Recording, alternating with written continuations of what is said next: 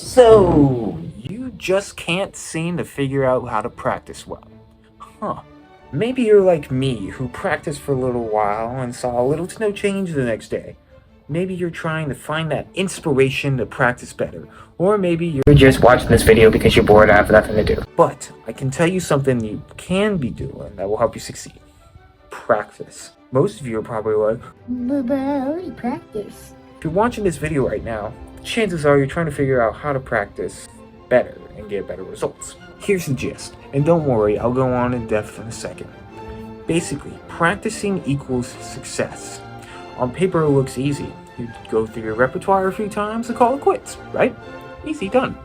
But no. Life unfortunately doesn't work like that. You see, there's a hidden word that comes after practicing. Let's put that into context real quick. Yep, efficiently. Now, what does that mean in the context of practicing? I'll discuss how you can apply this word into your practicing and make the most of every single minute that you're spending time on your instrument. Also, this video isn't just for the bass, which I play. This video can be applied to nearly all the instruments. And of course, I'm still in the learning process too, so if you think I missed anything or disagree with something I say, please, respectfully, let me know in the comments. With that said, let's get started with what the first thing you should do when you get your instrument. Tune. Now, I've learned there's ways to tune efficiently and ways to not tune so efficiently.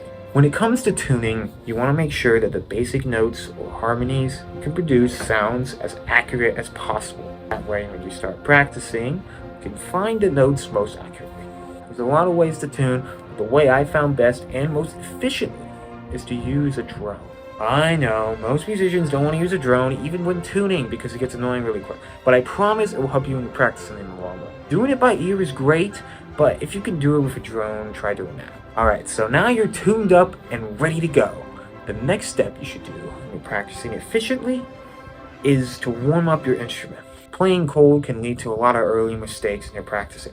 There's a few things you can do to warm up. Scales, technical exercises, and I guess that's really all I can think of right now. But let's focus on those two. So scales obviously are important in efficient warm-up because they can help you figure out your way around the instrument. Scales are also a good time to work on your intonation, tone, clarity, and a bunch of other stuff. So when you're doing your scales, don't just mindlessly play the notes or just get them over with. Really think about getting the best sound you can. Think about how you breathe for the winds and brass. Think about how much bow you're using on the strings. Scales are not only a time to find the notes, but find the best sound possible you can play on your instrument. And don't be afraid to add some fun by adding rhythms or chromatics or whatever. Probably make another video soon on how to add fun stuff to your practice sessions. The other way to warm up efficiently is to do some technical exercises.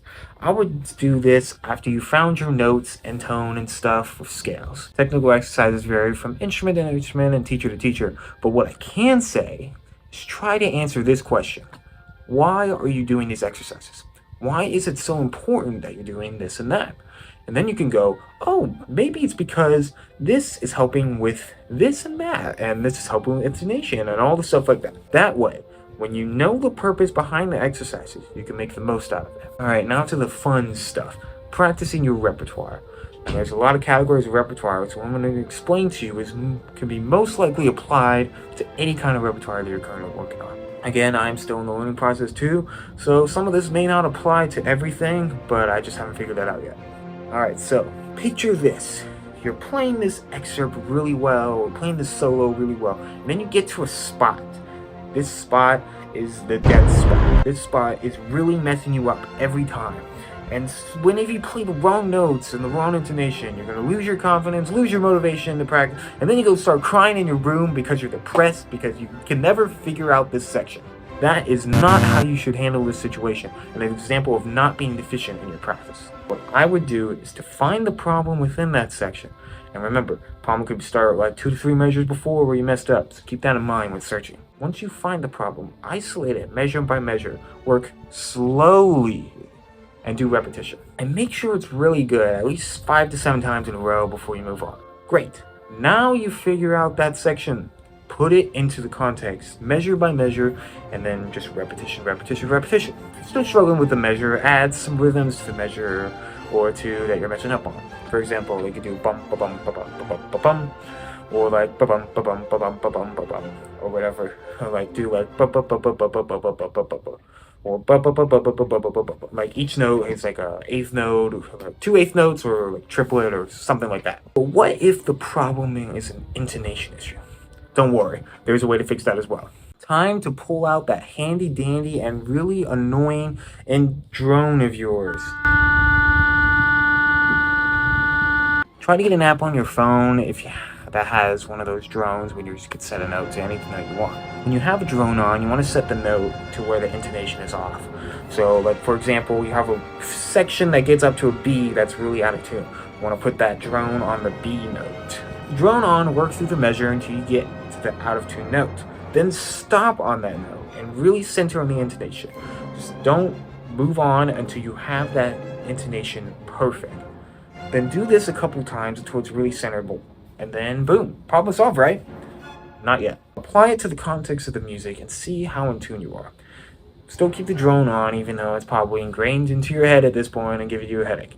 And with enough repetition, you should get it. These are some of the ways I have made my practice efficient, but there may be ways that you found that are very successful to you. So if you think there are any that you think I missed, please let me know in the comments. And lastly, before I end the video and stop talking about all this stuff, there's something you should know, and it's really important. While it is important to do all these things that I mentioned, it can really get frustrating at times.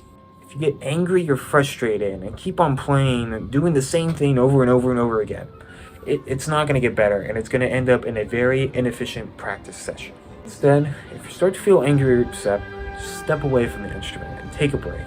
Take a nap, read a book, walk outside, or subscribe to the YouTube channel for more music content. But seriously though, take a break and do something to get your mind off the music and off the instrument. Then, when you're feeling better, come back and continue the work you're doing. Maybe do a scale or something beforehand to get re-warmed up again. But yeah, that should cover everything. Hopefully this video helps you become a successful musician and a more efficient musician as well. Again, I'm still in the learning process too, so some of this information may or may not work, but it doesn't hurt to try, right? Anyways, thank you guys so much for watching. Make sure you like the video, and if you'd like to subscribe to the channel, it greatly helps a lot to bring my message to the world. And with that said, happy practicing. See you guys later.